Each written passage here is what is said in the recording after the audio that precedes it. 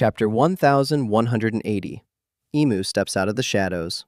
For the first time in 8 years, the entire fandom finally sees his face. Horns, wings, a tail, black flame pouring off his skin. Every headline said the same thing. Imu is a demon. Mystery solved. Theory channels, delete your videos. Except that is not what Oda actually drew. Look at those wings again. Not one panel in chapter 1180 or 1181 shows leather. Every wing shot is feathers, structured for flight. That is not a demon's wing. That is a bird's wing. And once you see that, you cannot unsee everything else Oda has been hiding in plain sight. The crown shaped like a crest. The eyes with that hard, ringed stare. The giant straw hat Imu personally guards, frozen, in the most secure vault in the Holy Land. Sized for a captain who already had a peg leg and a hook for a hand. One classic pirate accessory has always been missing. Today, we're proving Imu was never the demon. Imu is the parrot. And Oda just handed you the receipts. Let's start with the oldest image in pirate fiction. The legendary captain, peg leg, hook for a hand, eye patch, and a parrot riding the shoulder. One Piece has been checking this list off since chapter 1. Zeph, the man who raised Sanji, peg leg. Crocodile, one of the deadliest men in the story, steel hook. Oda has teased for years that an eye patch pirate is still coming. That's 3 motifs, accounted for. 1 is missing. Here's where the timeline gets interesting. Chapter 1122. Oda finally shows us Joy Boy, the first pirate, the Void Century's most legendary figure, in silhouette. Inside a flashback belonging to the ancient robot Emmet, Joy Boy is enormous, somewhere around 10 or 11 meters. He's wearing a straw hat. He has a peg leg. He has a hook for an arm. Read that again. The very first pirate in this entire story is already carrying 3/4 of the classic captain's loadout. And there is a giant straw hat, that exact scale, sitting frozen inside a vault in Mary Joie, the Holy Land, guarded for years. Fans have pointed at it since the Reverie arc, when Imu was drawn holding Luffy's wanted poster directly beside it, like he was measuring one against the other. If Joy Boy is the captain, who's riding his shoulder? Chapter 1181 answers that by accident. Mid-fight with Loki, Oda drops a flashback. Imu and Joy Boy together, centuries ago. Not rivals. Close. Practically laughing with each other. Every theory before that chapter assumed they started as enemies. They didn't. Oda just confirmed the opposite. Which raises the obvious next question the fandom is already asking. Close enough to be standing right beside him? Now look at the physical reveal itself. Chapter 1179's battle form puts Imu at roughly 7 to 8 meters. Smaller than an actual Elbaf giant. A crown-shaped headdress fans have been screenshotting next to cockatoo and macaw crests for years. Eyes with that same sharp ring between iris and pupil you see in birds of prey. Then there's the part Oda can't take back. SBS Volume 107. A reader asks, point blank, if Imu's real face might have a long, pointed mouth. Oda doesn't say no. He doesn't answer at all. He treats it like a message he glanced at and swiped away, then moves straight to the next question. When Oda thinks a theory is dead wrong, he usually just says so. Here, he went silent. Wings built for flight, not for hell. A crown shaped like a crest. Eyes shaped like a raptor's. And a silence exactly where a denial should be.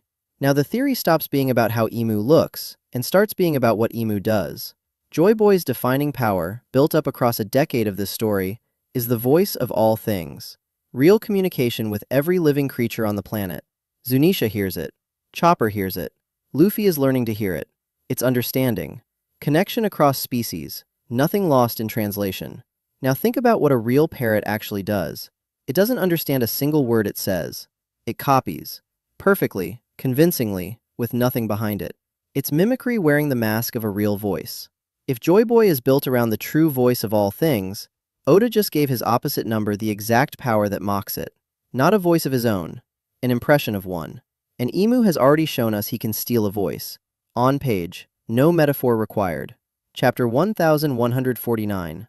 Imu doesn't even set foot on Elbaf yet. He reaches across the ocean and takes over the body of one of his own knights, Gunko. Her eyes change to his. Her hair grows out. Her body becomes the mouth he speaks through. That's not just a battle technique. That's a parrot's core trait, weaponized. Borrowing a voice that was never his to begin with. There's one moment where Imu almost breaks that pattern. Chapter 1084. Nefertari Cobra is pressing the Gorosei for the truth about his ancestor, Queen Lily. Imu steps directly into that conversation and starts to say her name himself. Then the chapter cuts away. For 800 years, almost nobody in this story has heard Imu's real voice used for anything personal. He rules through the five elders, through celestial dragons, through a possessed knight's body. Always a proxy talking, while the actual ruler sits, unseen, on the empty throne. That's not how a leader behaves. That's how something built to perch and repeat behaves. It loops right back to the men serving him. Sabo confirmed at the reverie that every one of the five elders is hiding a monstrous devil fruit.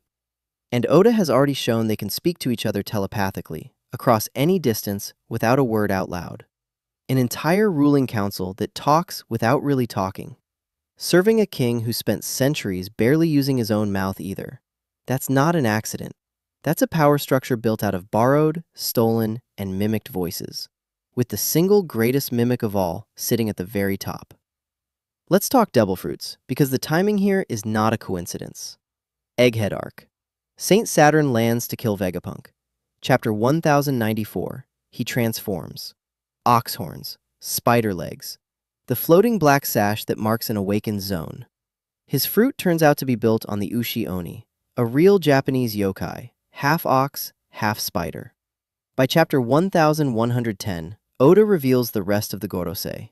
A giant sandworm, more Japanese demons, a Chinese mythological monster.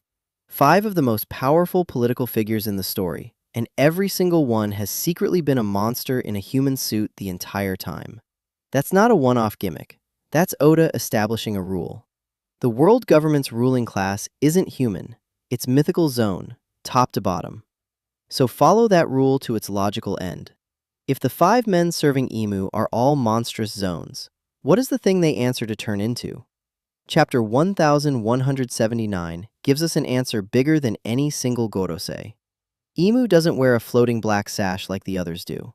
And some close readers of the original Japanese text have pointed out something strange about how his fruit is even written. Less like a devil fruit, and more like it's pointing straight at the devil fruit. The original one. The root the entire system may have grown from. If that reading holds, whatever animal Imu's fruit is modeled on isn't a random design choice. It's the seed this whole Zoan mythology may have been planted from. And that's exactly where the theory earns its name. A parrot isn't just any bird. It's specifically the bird of piracy. The one animal every reader on Earth already associates instantly with a ship's captain. Oda has spent almost 30 years building the most detailed pirate world in fiction, checking off peg legs and hooks and eye patches one at a time. He wouldn't skip the parrot, he'd save it, for the top of the entire food chain. One more piece worth mentioning. Usopp's name is a direct play on Aesop, the Greek storyteller famous for putting human flaws into animal characters. Usopp has carried a slingshot, a bird hunter's weapon, since chapter 1. If this story really is building toward Joy Boy's ideological heir facing down a parrot that mimics and dominates instead of speaks and connects, the one straw hat carrying a bird hunting weapon is already standing right there, waiting for his moment. So let's run it back. Rapid fire. Chapter 1122. The first pirate ever, Joy Boy, already has the hat, the peg leg, and the hook. That exact hat sits frozen in the Holy Land, guarded personally by Imu. Chapter 1181. Imu and Joy Boy weren't enemies at the start. They were close. Chapter 1180. Imu's wings are drawn as feathers, not membrane. His crown has read as a bird's crest since before he even had a face. SBS Volume 107. Oda was asked directly about a beak. He wouldn't say no. Chapter 1149. Imu's real move isn't fighting. It's possessing another body to speak through. Every Gorosei is a mythical Zoan. Their king may be wielding the fruit that started all of them. Joy Boy's power is a voice that actually connects. Every version of Imu's power we've seen so far is borrowed, stolen, or mimicked. Every classic pirate motif in this story has already landed, except one. Right now in the newest chapters, Luffy is losing the worst fight of his life. The king of the world finally has a face. Horns, wings, a tail, black flame. But horns, wings, and a tail is exactly what every Gorosei gets, right before Oda reveals the smaller, real shape hiding underneath the monster. So here's the actual question. Is Nerona Imu the true form? Or is it just the biggest disguise in the entire series? If Oda pulls back one more layer, past the wings, past the flame, past 800 years on that throne, what's actually sitting there? Drop your answer below, and if I missed a panel, I want to hear about it.